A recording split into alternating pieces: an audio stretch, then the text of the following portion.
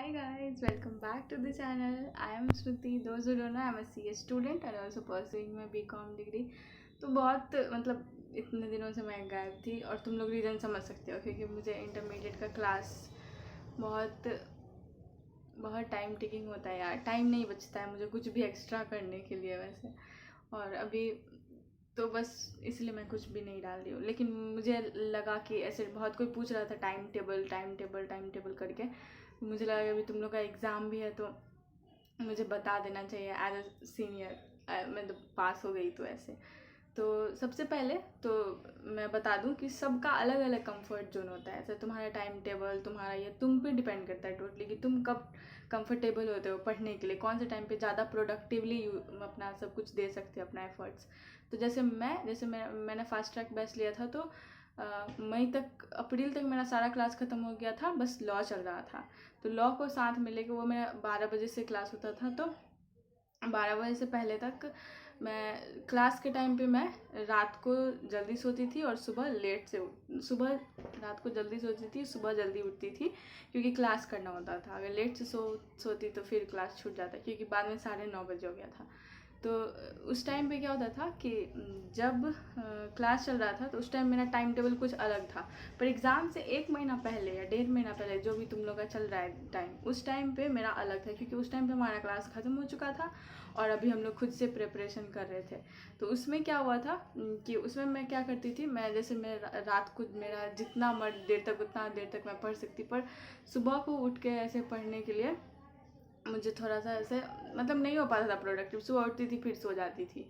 तो फिर उस टाइम पे क्या करती थी मैं कि जैसे रात को जितना बजे तक 2 3 4 3 बजे तक लास्ट होता था, और जून में आकर तो 4:30 5 तक ऐसा हो गया था। और वैसे उस टाइम पे मेरा मॉक टेस्ट चल रहा था 1 महीना पहले, जैसे कि मैंने बताया 1 महीना पहले मॉक टेस्ट चल रहा था। तो मैं जिस पेपर का देना होता था, और मॉक टेस्ट का टाइम मेरा 2 बजे से 5 बजे तक जैसा अपना एग्ज़ाम का होता है वैसा ही होता था। तो मैं सुबह के टाइम जब मैं सुबह उठती थी जैसे 10 बजे, मान लो मैंने 3 बजे से 10 बजे तक मैं सो जाती थी, तो 3 बजे से 10 बजे तक मैं सोती थी। 10 बजे सुबह उठते मैं सबसे पहले लॉ पढ़ती थी। लॉ पढ़ने के बाद ना लॉ पढ़ लिया, ऐसा मेरा घंटा डिसाइड नहीं था, मेरे को था इतना से इतना ख़त्म करना है, उस हिसाब से मैं पढ़ती थी।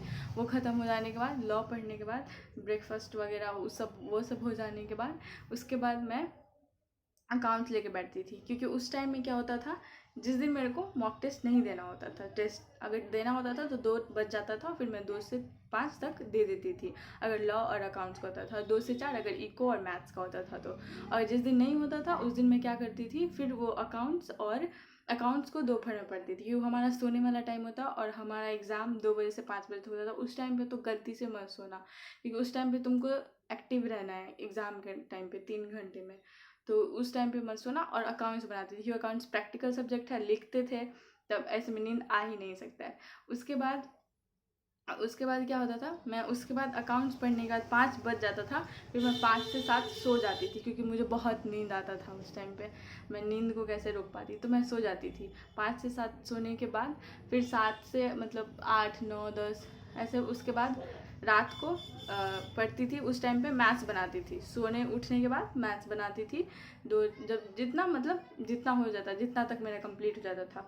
उसके बाद रात में इकोनॉमिक्स और उसके बाद BCK वगैरह वगैरह जो भी होता था। पर एक चीज़ तुम लोग हमेशा ध्यान रखना, जो तुम्हारा सबसे अच्छा टाइम हो प्रोडक्टिव वाला, उसमें तुम हमेशा थियोरी को देना, क्योंकि थियोरी हमारा ऐसा होता है ना जो ऐसे कभी भी समझ में ऐसे नहीं याद रहेगा।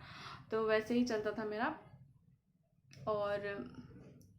और एक बात ध्यान रखना, अगर तुमको नहाना है ना, नहाना तुम हमेशा दोपहर में, क्योंकि उस टाइम पे अपने को बहुत नींद लगता है, तो दोपहर में ही नहाती थी मैं ताकि नींद उड़ जाए ऐसे। उसके बाद अकाउंट्स पढ़ती थी।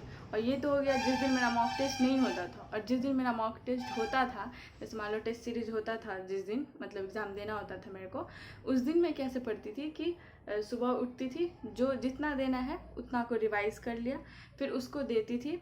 फिर उसके बाद उस सब्जेक्ट को नहीं पढ़ती थी, फिर मैं दूसरे सब्जेक्ट को पढ़ने लगती जिसका मॉक टेस्ट आने वाला होता था, क्योंकि 40% ऑफ होल सिलेबस का रहता था।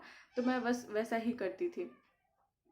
और कुछ और कुछ एक्स्ट्रा में तो नहीं, बस मैं रात को ही पढ़ती थी। 10 बजे से 3 बजे तक रात में मैं बहुत प्रोडक्टिवली पढ़ती थी। अभी भी मेरा रात को ही मतलब रहता है, मैं रात को ही पढ़ रही हूँ। और उस टाइम पे भी मैं रात को, मैंने ऐसे सुबह उठ के पढ़ने वाला नहीं था।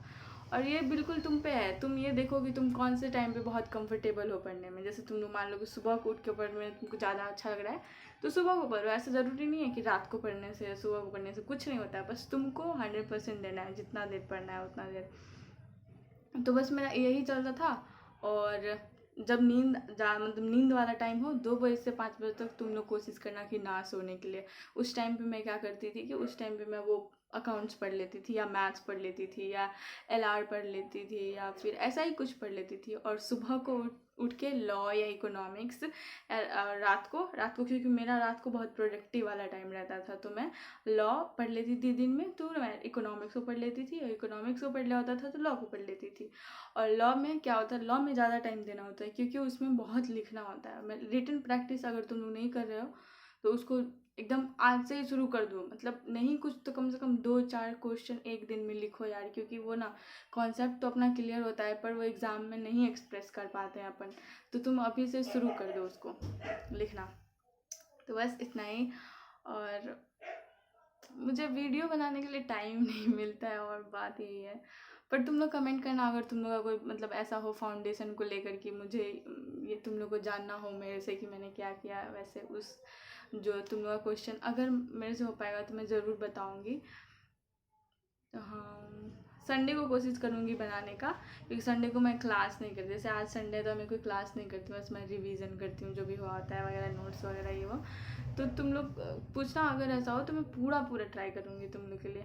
ठीक है, तो bye bye, thank you for watching, all the best, अच्छे से पढ़ो।